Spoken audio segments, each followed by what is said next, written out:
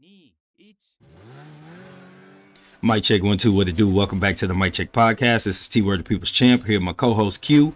And today we're getting back in the groove. We're going to be talking about Keith Thurman versus Tszyu at 154 pounds. Before we get into the video, don't forget to hit the like button, subscribe to the channel, and definitely support us with your comments and donations to the Cash App if you're interested. However, not required. The likes are free. We're happy to have those along with your views. Q, before we get into it, what's good, bro?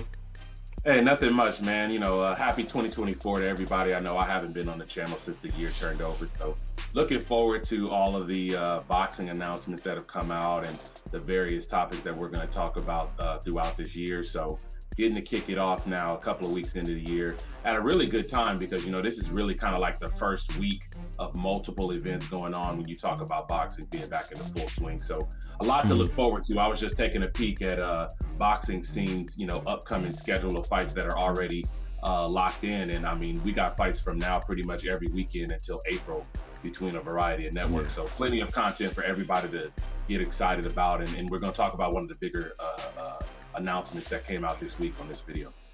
Absolutely. So without delay, let's go ahead and get right to that. Tszyu, 154-pound champion, versus Keith Thurman, who had been rumored to moving up to 154. His last fight was at 147 versus Mario Barrios. It was a WBC eliminator type fight, but he didn't do anything with that victory. He's been sitting on ice for basically 2 years now, and he's looking to be the kickoff headliner for PBC on Prime. I'll give you an opportunity first because I already spoke on this. So I'm going to give you an opportunity first to speak about what that means, PBC on Prime, and then give me a little bit of your thoughts on the fight itself as far as the main event on that card. So PBC on Prime as a whole is something that most of us, if you've been keeping up with the boxing rumors and kind of what's been going around, really probably since like the Canelo fight in, in September, late September, when he fought Jamel. That was really around the time that it was kind of like official, like Showtime was going to be leaving. They weren't going to be continuing in 2024 with boxing or with sports in general. And there's high likelihood that the PBC was going to be looking to go to a fully streaming network for their content provider. And the biggest rumor was that it was possibly going to be Prime. The interesting part with Prime, I think, is the announcement that they made at the beginning of December.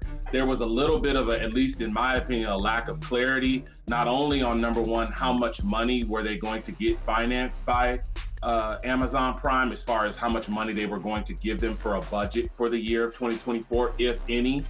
And then also a lot of people's understanding of the announcement was that there were going to be at least 12 to 14 fight dates with some other fight dates to be announced later. That was some other people's interpretation of the announcement. My interpretation was that we're going to give them, we being Amazon Prime, was going to give PBC 12 to 14 slots. They were going to test run to see how that goes in 2024 and then reconsider if they want to invest more or give a larger budget or give any kind of a budget at all as we move into 2025. So from that standpoint, with my understanding of it, while I think it's good for the top guys within PBC's stable, I mentioned this and had a lot of conversations on social media about it right after it came out. My concern is for that second and third tier of guys. I know that PBC supposedly had around 140 to 150 fighters within their stable. So if you say the top 50 to 60 guys, those guys I'm sure are happy about this announcement for this coming year because they know that there's space for them. And obviously the announcement of the Tszyu card is proof of that because all 4 of the fights on this card are fights that could potentially headline a regular standard fight night. But it's the other guys that I think are going to be a little bit kind of left out. And we're kind of already seeing that with guys like Mark Mixayo, guys like Luis Ortiz, guys like Vito Milanicki, all those guys that were previously signed to PBC, or at least they might still be, having to take fights on small hall shows or smaller shows that are off TV just to stay active and just to stay busy. Yeah, and that's a good point that you make there. I'm gonna touch on it briefly because I think it's important that the people watching out there understand just on a more one-to-one level what you're saying there too. these guys taking those small shows, I think is actually a good thing, because something that we've talked about, something you say a lot, fighter inactivity is killing these dudes at PBC. So if PBC is going to allow them, hey, as long as you're not on another network, go fight on those shows and get you a check and stay hungry and stay sharp, because what that means is you're going to put a better product on TV when I promote you. So I think having it like, it leagues up. It's, you got your third tier guys, which is your minor league. What's that? Triple A, and then kind of work your way up to the big leagues. I think that it makes sense when you're using a pay-per-view model, because by the time a guy elevates to pay-per-view, he's actually box office. He's not just a dude who has found a way to finesse social media. He's actually mastered his craft or perfected his craft, and then he's taking it to that next level where it's like you practice in the mirror in your room 100 times. You practice, and then you finally get to the point where you know it like the back of your hand, and then you go out and perform that speech or whatever in front of people. That's kind of the idea. If you have guys that are taking these smaller shows, I think it's going to benefit the product overall. I will agree with you on the fact of the skill set and the sharpness and the actual fighting ability of the fighters that are able to go and fight on these small hall shows. I think the drawback that we're going to see, though, from this is because of what you just said, and I think that's probably what it is that these fighters that aren't getting fight dates are not allowed to take, or may not be authorized to take, fights on other networks, which are actually fights that would pay them a premium, that would keep them in the circle of the mainstream. Because a lot of guys don't even notice, but a guy like Luis Ortiz, he had to go all the way down to Colombia to fight a journeyman, and I don't imagine that he made a whole lot of money from that fight, because there was no announcement in the American boxing media. Nobody even knows unless you go and look at his box rec, and he's not the only one. I mean, we got guys that were former world champions. You talk about like Jared Hurd. You talk about guys like, what's the guy that he beat? The Jared Hurd, he actually lost. No, he lost his last one. Julian Williams, he had a fight where he lost to Ahmed, and then 2 months later, he's fighting on a small hall show down in Atlantic City. It's great for their activity. It's great for their skill set. But when you talk about once they get to step up to the quote unquote, the big leagues of being on a pay-per-view or on the major platform, it's the familiarity. And we all know that the familiarity between, a fighter and the people that are going to buy the pay-per-view is what drives it. It's the casual audience. For sure. It's the guys that pop in, or the women that pop in just to watch the big fights and just to watch the fights from the familiar fighters. I think the longer that those guys have to only fight on these club shows, the more further and further into the background they're going to fade. And that, unfortunately, doesn't lend itself to those guys getting the best opportunities while they still have that opportunity. A guy like Jared Hurd, a guy like Julian Williams, both of them in their early to mid 30s, those guys need to be fighting in the biggest fights and the biggest checks they can get, because they only have a few years left. And I think a big part of that, though, is, you did name some fighters that I think their best days are already past them. So if you just want to stay working, you're going to be at level 2 and 3 probably for the rest of your career, unless you randomly beat some guy that elevates you to a higher level, or you get a viral knockout or something like that. Jared Hurd, last time I saw him, he didn't look good. He looks like he might need to retire. He just didn't have it. J-Rock, on the other hand, got robbed the last time I saw him. They stopped a fight that I thought he was competitive in. I didn't see his fight after that, but it sounds like he got a nice little shake back to get back on the winning side. Maybe he has more in the tank than Jared Hurd. I know they're in that same generation with Mel, except Mel ended up being the cream that rose to the top. But to say all that, to say, we could segue that to Keith Thurman. This is another guy who's in their age group, a little older. In fact, I believe Keith Thurman is 36 at this point, and he's going to be taking on Tszyu. And a lot of what you're talking about, had Keith Thurman, because he's a PBC fighter, had he been afforded the opportunity, not that he'd have taken it, to fight on a lower tier or go visit another network. In fact, I'm gonna throw this in there and then get back to Keith. I was watching Kenneth Sims Jr. He's a PBC guy. He mentioned this on Sean Porter's podcast, but he said that he's looking at fighting. He's basically got the green light to go get a bag and go get an opportunity somewhere else. So what you're talking about is kind of the new version of what PBC probably looks like. Those guys aren't stuck, allegiance to Al. I think he's allowing them to go and get money, as long as they're probably not at the top of another competitor. I think it'll work. But back to Keith, being a little older, Inactivity is the one thing that concerns me the most about him going in there with a guy like Tim, who's been hella active. We had this conversation about Tim versus Mel. I just think that Mel being an actual 154 pounder wouldn't have mattered. I just feel like his skill set was too great. But Keith, who has a very similar skill set to Mel, if you think about it, Keith can deal. Keith can do everything in the ring really well. And he has pop. But that boy ain't been fighting. What'd you say? I said in his prime, yes, I agree with you 100%. I agree in his prime, but it looks like he's been staying in shape. He's healed from the injuries.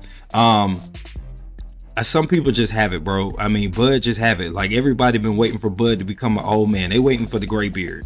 And I think Keith is a similar athlete. I'm not saying similarly skilled or IQ. What I'm saying is their physical bodies. They seem to be two people that have really taken great care of their bodies. I'm in my 40s, and this dude's in their 30s can't keep up with me. It's all about what you do.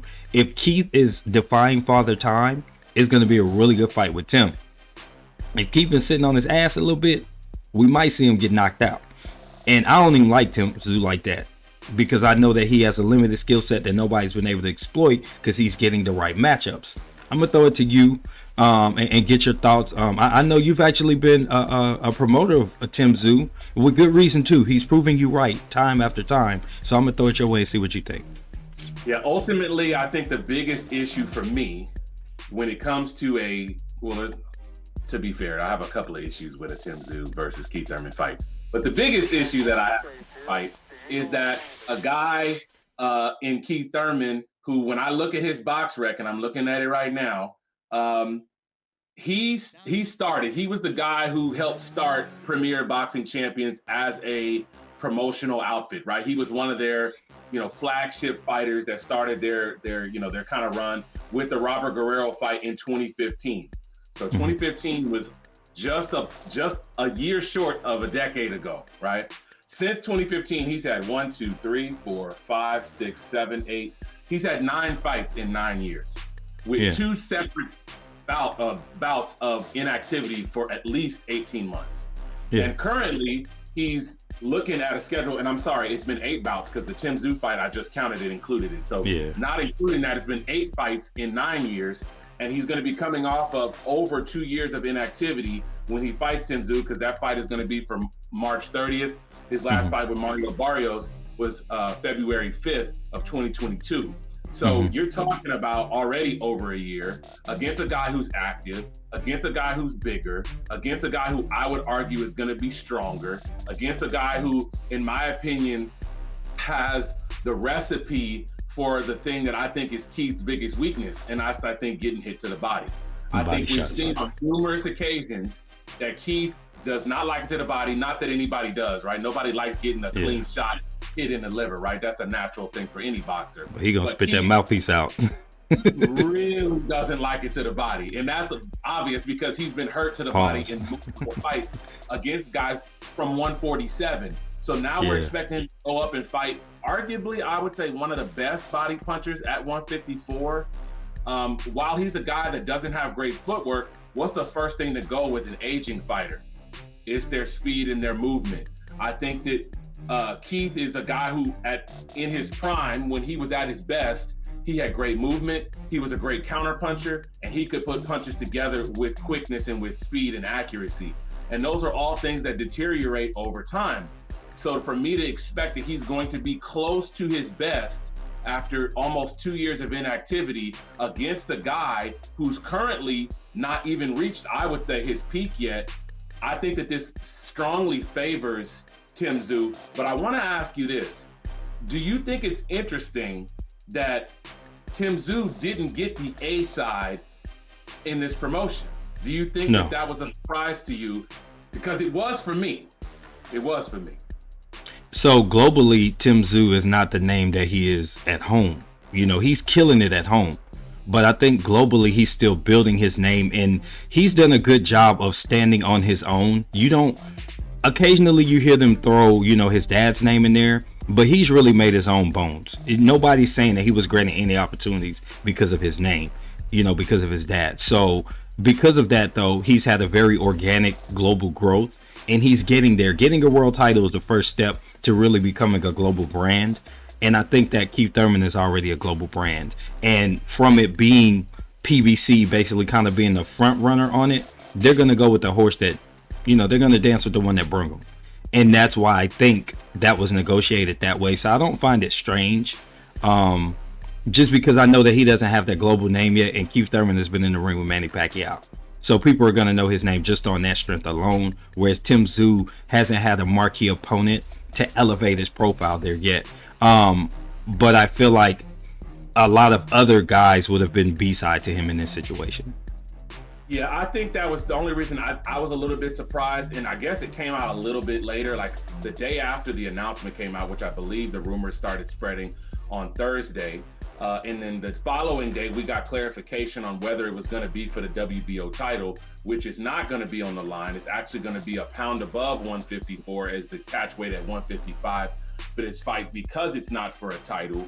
I think that made it make a little bit more sense to me as to why they didn't let him be A-side, because typically, and not always, but typically, the guy who is the defending champion typically gets listed first, unless they're fighting a guy who's a global star, or a guy who's a big pay-per-view seller, or a guy who's a champion at a lower weight that's moving up. For example, in a situation like Canelo, when he fought Bivol, he was listed as A against Bivol's B, even though they were fighting for Bivol's title, right? But that part also plays a role too, because I feel like Keith moving up another weight division, which I know he had a lot of fights early in his career, in like that 152 to 150 range. He fought a super welter, basically. And I know as an amateur, when he kind of made his bones and kind of became a big star in the amateur ranks, he spent a lot of time fighting at 152 at the Olympic 152 weight, same one that Errol Spence did for his Olympic run. I just think it's going to be an adjustment to try to fight at that weight, because it's going to be, it's going to be moving up, which, I mean, it's difficult for a lot of guys to do at certain points. Well, if he had just fought at 47 like 6 months ago, I might feel more like that. But Keith is 36. He was at 47 for a long time. And he's not a tall dude, but Keith is a solid dude. For lack of a better term, thicker built. He's got muscle mass.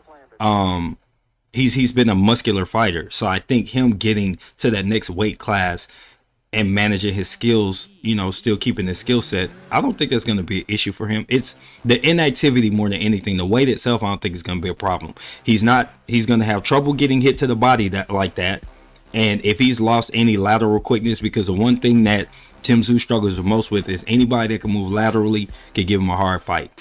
And if they can withstand the rain, the punches, they're going to be fine. That's the strategy for Keith, in my opinion. We'll probably get deeper into it closer to the fight, but I think just for now, that's kind of the first thing to look at. And I think that's going to tell the tale of the tape for that particular fight. And I think Keith moving up to 55 from 47 from 2 years ago, 7-8 pounds over 2 years isn't as hard to manage if you've been knowing that whole time I'm going up. Because remember, the rumor towards the end of 22 was that him and Errol was going to fight at 54. So if he had any inkling that fight was a real thing, he's already been gaining the weight to go up to 54, 55. So I think that he's probably been at the weight for a year already, in fight shape, waiting for the opportunity. Then obviously PBC put everybody on the back burner last year. That wasn't marquee because they knew that they were about to shutter the Showtime version of their show. So that's kind of what I think on it. I think it's going to be a really good fight to kick off PBC on Prime, and we'll see what the future holds. If that model that they're running is going to hold up on Prime, you just never know. But any last thoughts before we close out and jump to the next thing?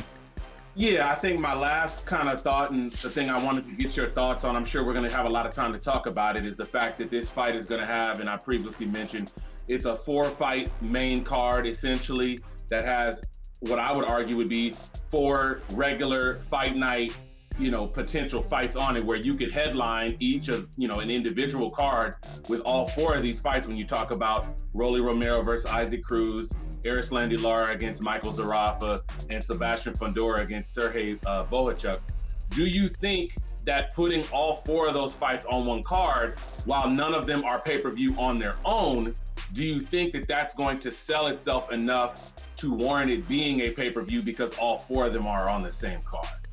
Oh yeah, for sure. It's gonna make people feel more comfortable spending the money. Everybody, the good news about Prime is that most people have it now.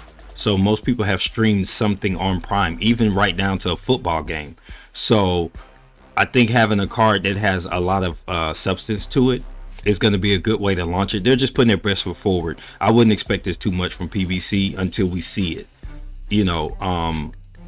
But putting a nice card together definitely is going to increase the value or increase the interest of people that are going to see those ads splashed across every version of Prime that they use. Prime Music, Prime Video, Prime this. Seeing that there's a nice robust card, I think is going to make a big difference in sales.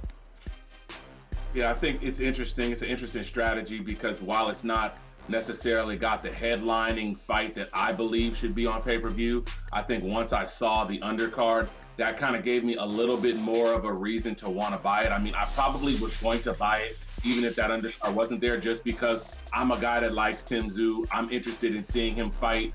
I know that this was a big deal for him. He's been talking about trying to fight in Vegas for quite a while now, and he finally gets that opportunity. So I probably would have bought it anyway.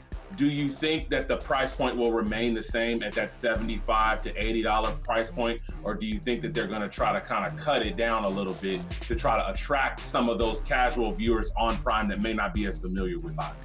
I think we might see more of the tiered approach based on, the level of the fighters that are headlining the card. We're going to see anything from probably $59.99 up to the $84.99. And I believe sometimes they use the $74.99 price point or $95. So I think we'll see all three. Hopefully this one is the $60 variety. While I think it is a robust card, I think $60 is a fair start. And if you want to garner interest in how PBC and Prime will look on screen, I think you got to get more eyes on it right away. So you got to make it kind of cheap and kind of reel people in. And then once you get people on and they see, hey, this is a pretty good presentation, then they can backdoor and come back and, start to charge the 75 and the 85. And I think the 85 is reserved for guys like Gervonta Davis, Canelo Alvarez, Errol Spence Jr., and Terrence Crawford. Those are going to be your highest pay-per-view value guys. Everybody else should probably be the $60 to $75 variety. Yeah, I think the one thing that they need to do with this, and you ain't got to pay me for this idea because it wasn't something that I haven't seen before, but if you've ever watched a Fox Sports app, or if you've ever watched a Watch ESPN app, typically what they do is they'll give you a free 5 minutes where you can view programming for free. Yeah. You get an hour sometime. Depending on the event, right? Sometimes you do. But I know at least for Fox Sports for sure, if you're not like logged into your TV provider, or you're not paying, get a free view, a free 5-minute preview, and then it'll cut off and say, okay, you need to log in or you need to sign up or whatever. If they were to do that with this, I think that would attract a lot of people. And I agree with you. $60 is a lot easier for me to say, oh yeah, that's worth $60, because you're really talking about $10 or $12 per fight, which all of these fights I believe could headline a standard, regular fight night. I think that's a fair price. If they put it at $84, I think you're going to push some away. I think you need to save for the biggest fights you're going to have. Your Canelo fights, your Terrence Crawford if he fights Errol Spence, your Tank Davis fights, whoever they end up having him fight. Abdul Wahid. All right. So that's just my thoughts on it. But I mean, obviously I'm going to watch because we love boxing. So. Oh, for sure. We definitely going to be tuned in. But if they could save me a couple of dollars, that's a few more wings I can buy. So that's that. I can put towards another fight night. Think about that. If it goes well, you save me $20 on this one, I can put that $20 towards the next fight night, the next month or whatever else they may have on the schedule next. Absolutely. So, folks, we're going to wrap it up right there. Tszyu versus Keith Thurman on PBC on Prime. What do you guys think about the whole situation? What do you think about the card itself? Let us know in the comments. Don't forget to like and subscribe. This has been T, that's Q. And until the next time, we out. Peace.